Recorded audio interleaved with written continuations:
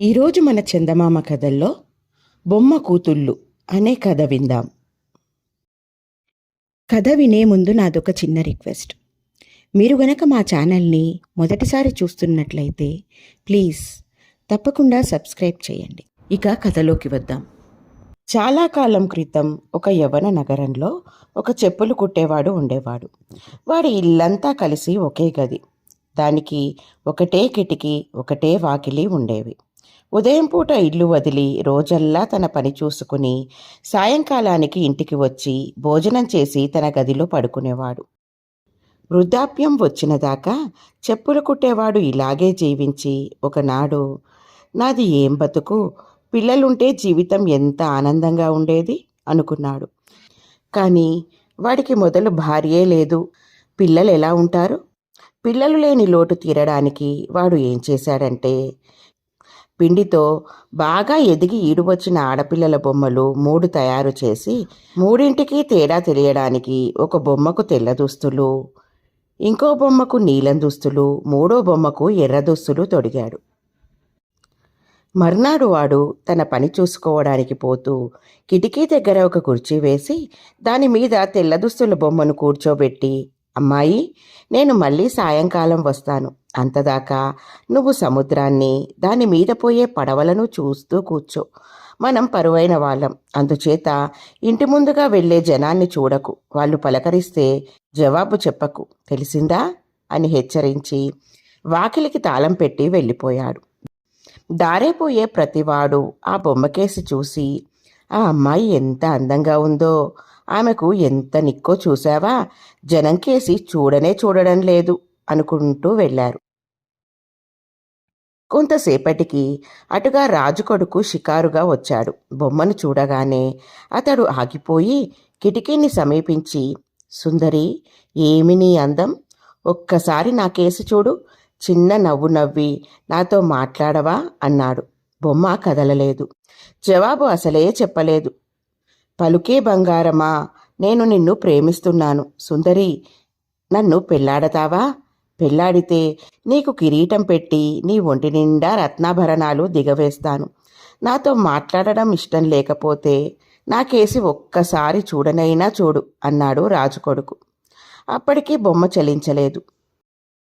నేను నిన్ను ఇంతతో వదలను, రేపు మళ్ళీ వస్తాను, అంతదాకా ఇది బహుమానంగా ఉంచుకో అంటూ రాజు కొడుకు ఒక బంగారు ఉంగరం ఆమె ఒడిలోకి విసిరివేసి ముందుకు సాగిపోయాడు. సాయంకాలం అయింది. చెప్పులు కుట్టేవాడు ఇంటికి తిరిగి వచ్చి, ఒంటరిగా నీకు రోజల్లా తోచిందా తల్లి? ఇక మనం కబుర్లు చెప్పుకుంటూ సరదాగా భోజనం చేద్దాం అని బొమ్మను కుర్చీపై నుండి ఎత్తాడు. బొమ్మ ఒడిలో ఉన్న బంగారు ఉంగరం కింద పడింది. చెప్పులు కుట్టేవాడు పట్టరాని ఆగ్రహంతో బొమ్మను కింద పారేసి, ఛీ పాపిష్టిదానా, నేనలా అవతలికి వెళ్ళగానే దారేపోయే వాళ్ళ నుండి కానుకలు పుచ్చుకుంటావా? నువ్వు నా కూతురుగా ఉండతగవు అంటూ ఆ బొమ్మను విరిచి ముక్కలు చేశాడు. మర్నాడు ఉదయం అతడు బయటికి పోతూ కిటికీ వద్ద నీలం దుస్తుల బొమ్మను కూర్చోబెట్టి, తల్లి, నేను సాయంకాలానికి తిరిగి వచ్చిన దాకా సముద్రం మీది పడవలను చూస్తూ ఉండు అని చెప్పి బయట తాళం పెట్టి వెళ్ళిపోయాడు. తర్వాత కొంతసేపటికి రాజకుమారుడు వచ్చి, సుందరి, నిన్నటికన్నా ఈరోజు మరింత అందంగా ఉన్నావు, నన్ను పెళ్లాడతావా? పలకనే పలకవే అని అన్నాడు. అయినా బొమ్మ మాత్రం రాజకుమారుడి వైపు చూడనైనా చూడలేదు. రాజకుమారుడు వెళ్ళిపోతూ తన మెడలోని రత్నాల హారాన్ని ఆ బొమ్మ వైపు విసిరి గుర్రం ఎక్కి వెళ్ళిపోయాడు. సాయంకాలానికి చెప్పులు కుట్టేవాడు తిరిగి వచ్చాడు. బొమ్మ ఒళ్ళోని రత్నాల హారాన్ని చూసి, నువ్వు కూడా పరుల సొమ్ము తీసుకున్నావా? నాకు ఇలాంటి కూతురు వద్దు అంటూ ఆ బొమ్మను కూడా నాశనం చేసేశాడు. మూడో నాడు ఉదయం చెప్పులు కుట్టేవాడు ఎర్రదుస్తుల బొమ్మను కిటికీ వద్ద కూర్చోబెట్టి ముందు బొమ్మలను హెచ్చరించినట్లే హెచ్చరించి వెళ్ళిపోయాడు. తర్వాత రాజుకొడుకు వచ్చి ఆ బొమ్మ ధరించిన ఎర్రదుస్తులను మరింత ఘనంగా మెచ్చుకొని తన కేసి చూడమని, తనను పెళ్లాడమని ఎంతో దీనంగా వేడుకున్నాడు. కానీ లాభం లేకపోయింది. నీకు అందమైతే ఉంది కానీ నీ హృదయం పాషాణం, దాన్ని నేను కరిగిస్తాను. నువ్వు నన్ను పెళ్లాడతాననేదాకా రోజూ వస్తాను. ఇదిగో ఇది కూడా ఉంచుకో అని ఒక వజ్రపు టుంగరం బొమ్మ ఒడిలోకి విసిరివేసి కన్నీరు తుడుచుకుంటూ రాజుకొడుకు వెళ్ళిపోయాడు. ఆ సాయంకాలం చెప్పులు కుట్టేవాడు ఇంటికి తిరిగి వచ్చి బొమ్మ ఒడిలో ఉన్న వజ్రపు టుంగురాన్ని చూసి, మీ వంటి కూతుళ్ళుండి అప్రతిష్ట పాలయ్యే కన్నా పిల్లలు లేకపోవడమే నయం అంటూ మూడో బొమ్మను కూడా ధ్వంసం చేసి పారేశాడు. మర్నాడు బయటకు వెళ్ళేటప్పుడు చెప్పులు కుట్టేవాడు కిటికీ రెక్కలు మూసి తలుపు తాళం వేసి తన పని మీద నగరంలోకి పోయాడు. రాజుకొడుకు అటుగా వచ్చి కిటికీ మూసి ఉండడం చూసి హతాశుడయ్యాడు.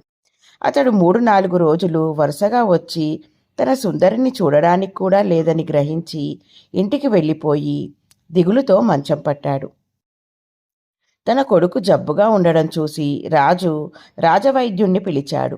ఆ వైద్యుడు వచ్చి రాజు కొడుకుని పరీక్షించి, మహారాజా, ఇది మనోవ్యాధి, దీనికి మందు లేదు. వ్యాధికి కారణం ఏమిటో విచారించి దాన్ని తొలగించండి అన్నాడు. రాజు అడిగిన మీదట రాజు కొడుకు, నాన్న, నేను చెప్పులు కుట్టేవాడి కూతురైన సుందరిని ప్రేమిస్తున్నాను, ఆమెను పెళ్లాడకపోతే బ్రతకను అన్నాడు. ఇంతే కదా, రేపు ఈ పాటికి నీకు ఆ పిల్లనిచ్చి పెళ్లి చేస్తాను, సరేనా, విచారించకు అన్నాడు రాజు. రాజుగారు చెప్పులు కుట్టేవాడిని పిలిపించి, నీ కూతుర్ని రాజభవనానికి వెంటనే తీసుకురా అని ఆజ్ఞాపించాడు. అది సాధ్యం కాని పని మహారాజా అన్నాడు చెప్పులు కుట్టేవాడు. సాధ్యం కాదు, ఎందుచేత కాదు అన్నాడు రాజు.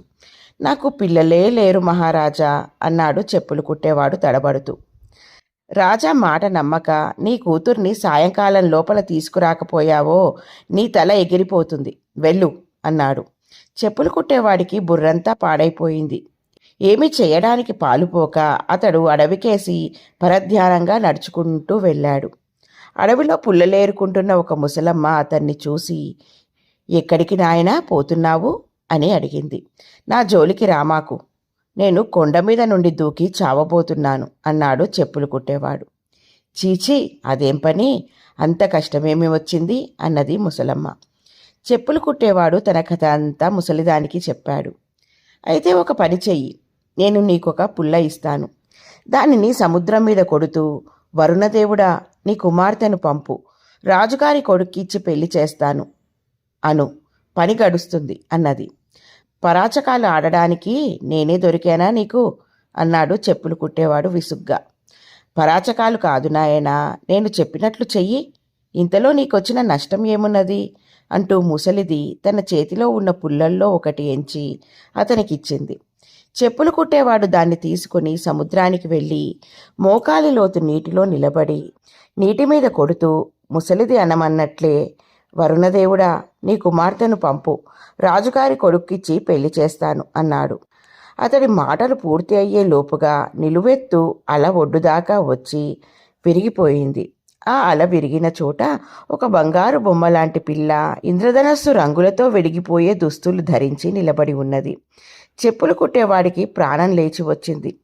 రా తల్లి రా అంటూ అతడు ఆ పిల్లను చెయ్యి పట్టుకొని రాజభవనానికి తీసుకుపోయాడు. రాజు ఆమెను చూడగానే నిర్ఘాంతపోయాడు. తన కొడుకు ఆమె కోసం మనోవ్యాధి పడ్డాడంటే ఆశ్చర్యం లేదు అనుకున్నాడు. రాజకుమారుడు ఆమెను చూసి, ఆహా సుందరి, నీ అందంలో నేను సగం కూడా ఇదివరలో చూడలేదు అన్నాడు. వరుణదేవుడి కూతురుకు రాకుమారుడికి పెళ్లి అయిపోయింది.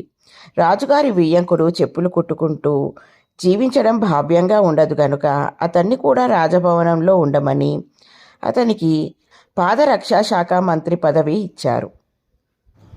ఇలా ఉంది ఫ్రెండ్స్ ఈ కథ. బాగుంది కదూ, నచ్చిందా? అయితే లైక్ చేయండి, మీ బంధువులకు స్నేహితులకు ఈ కథలను షేర్ చేయండి. మరిన్ని మంచి మంచి కథల కోసం మా ఛానల్ను తప్పకుండా సబ్స్క్రైబ్ చేయండి. మరొక మంచి కథతో మళ్ళీ కలుద్దాం. ఉంటాను మరి.